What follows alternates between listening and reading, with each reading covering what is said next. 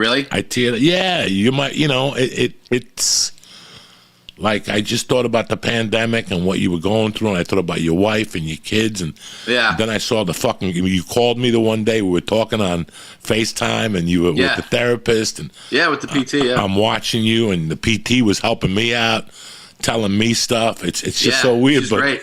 I got my surgery January 8th, and I had to sit in that fucking chair.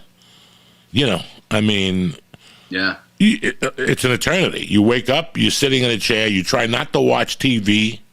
Yeah. You don't watch TV, you just sit there, you read, you do what you can. And I remember that after about a month, I said, today's it, I'm going to the gym.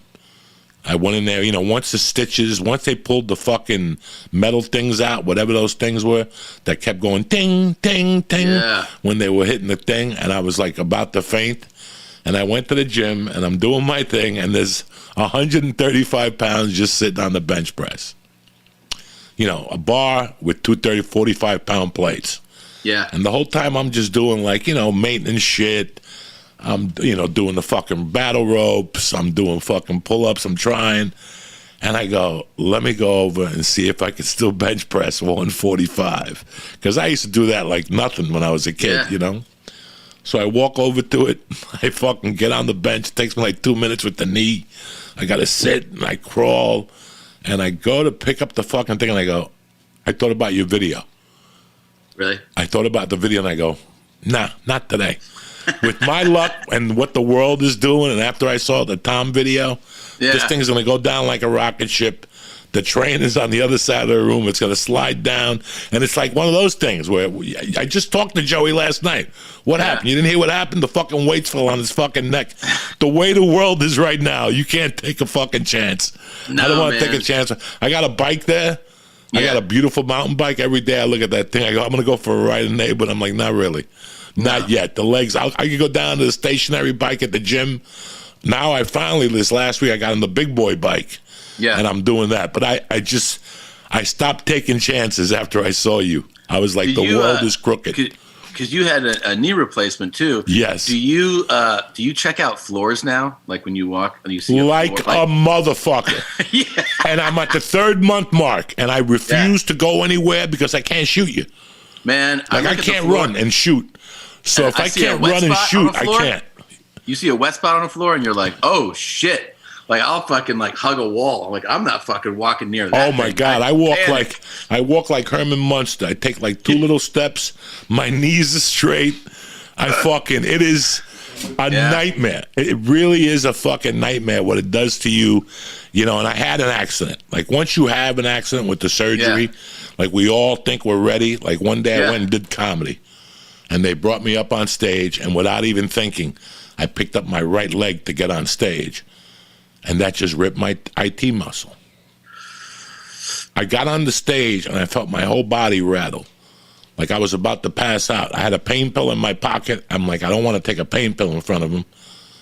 I mean, what the fuck do you do? And I proceeded to do the comedy, and I could feel the leg, the bone.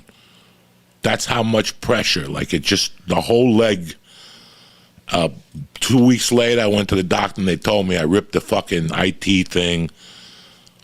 And and I was like, I'd done everything I could do. Fuck it. How's the wife? Good, man. Tell her I miss telling the dirty stories and shit. Watching the glasses get fogged up, and she misses you. I've been here almost 20 years, and she's been here basically her whole life, and we're both like ready to go.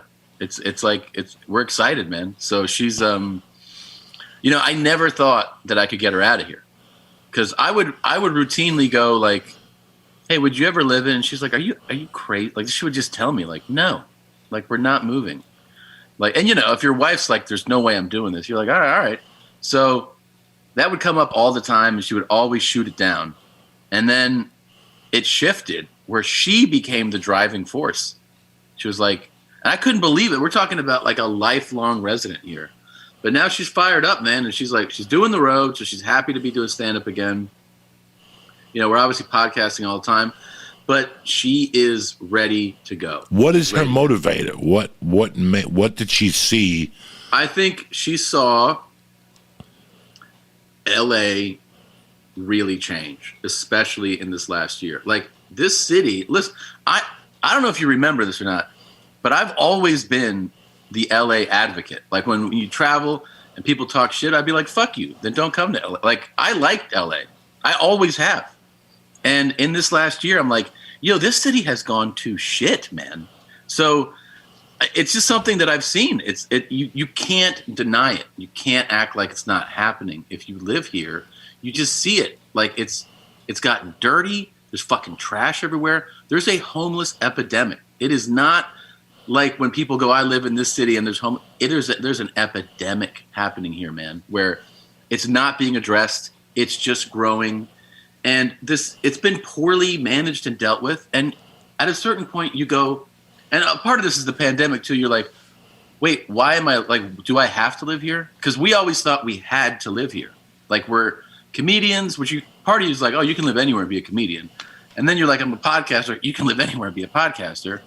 And then, we all kind of jump in and out of TV, film stuff. But you're like, man, it's not the main thing I do.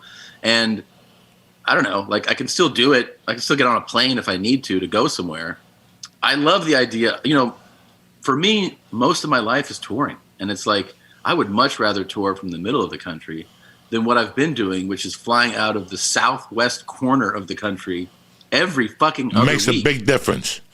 Oh, man. No more 4-hour flights. It's 2. You're 2.5 hours from anywhere right now, from Austin. Great airport. You're right in the middle of the country.